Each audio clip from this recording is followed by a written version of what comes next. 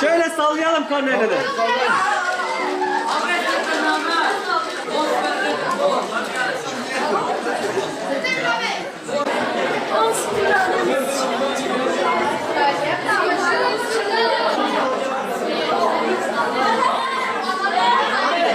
Bir eğitim öğretim yılının birinci dönemini daha bitirmiş bulunmaktayız.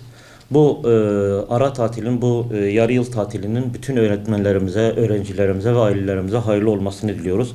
Öğrencilerimizin bu süreç içerisinde iyice dinlenmelerini, bir dönemin yorgunluğunu atmalarını ve bu hususta kendilerine iyice zaman ayırarak bu hususta iyice dinlenerek bu yorgunluğu atmalarını ısrarla istiyoruz.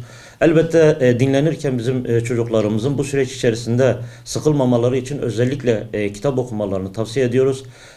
Her bir çocuğumuzun bu 2 haftalık süreç içerisinde mutlaka bir ve birden fazla kitap okumalarını ısrarla tavsiye ediyoruz. Kitap okumanın günümüzde özellikle önemini kaybettiği bir dönemde bizim kitap okuyarak bu önemi bir kez daha vurgulamamız gerekiyor.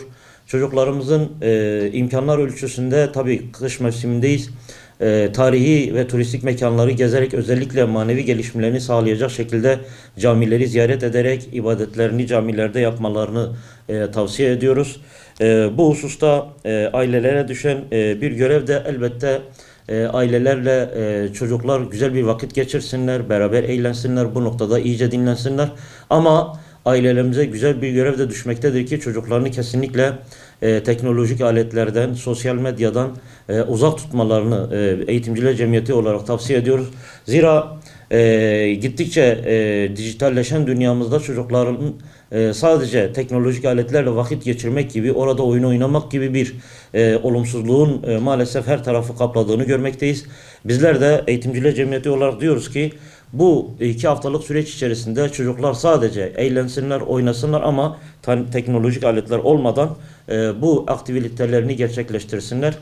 Ve çocuklarımız bu süre içerisinde düşünsünler, taşınsınlar, eksikliklerini görsünler.